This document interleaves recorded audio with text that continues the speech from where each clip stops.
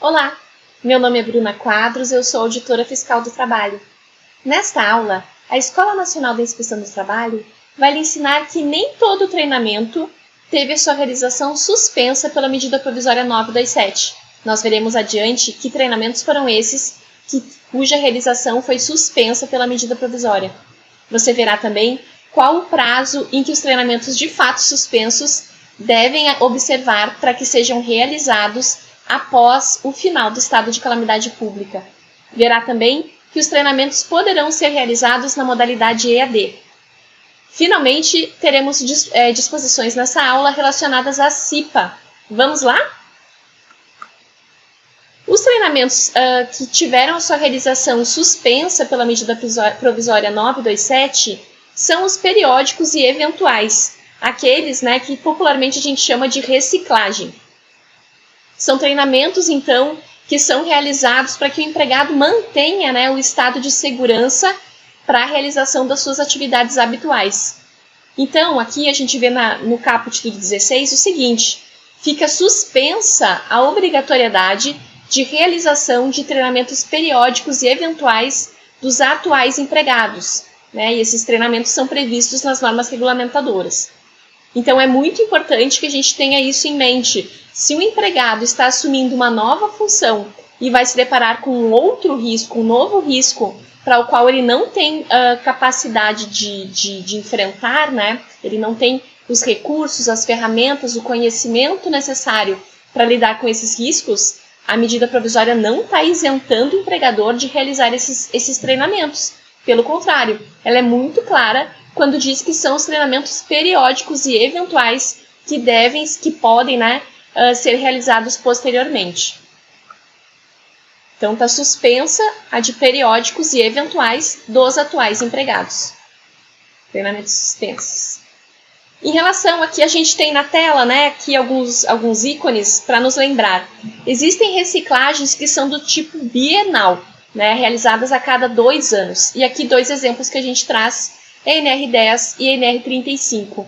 Temos também reciclagens anuais. O anexo 1 da NR17 traz um exemplo para operadores de checkout, os caixas de supermercado. E também temos realização de reciclagens mais frequentes, Um exemplo é a periódica semestral de trabalhadores que trabalham com teleatendimento, que é o anexo 2 da NR17. E temos também reciclagens cuja periodicidade não está definida na norma, de que é exemplo os treinamentos periódicos previstos na NR18. Então, só estão suspensos os periódicos e eventuais. Risco novo, treinamento novo. Os treinamentos periódicos e eventuais que não forem realizados de acordo com os prazos previstos nas NRs, nas normas regulamentadoras, eles devem ser realizados em até 90 dias após o fim do estado de calamidade que será decretado pelo Congresso Nacional.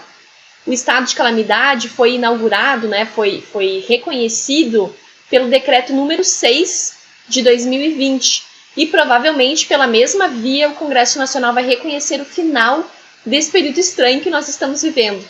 Então, a partir deste final da publicação desse decreto, contamos 90 dias para a realização desses exames que não forem realizados em razão do caput do artigo 16.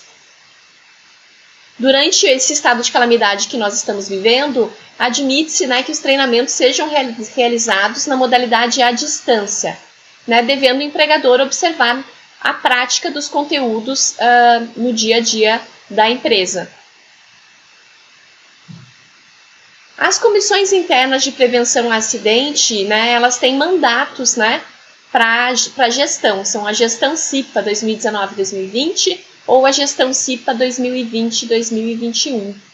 Essas gestões que estão em curso, esses mandatos em curso, podem ser prorrogados de acordo com esse artigo 17 da medida provisória 927. Não é obrigatório que se prorrogue, pode-se manter o processo eleitoral normalmente conforme previsões da NR5.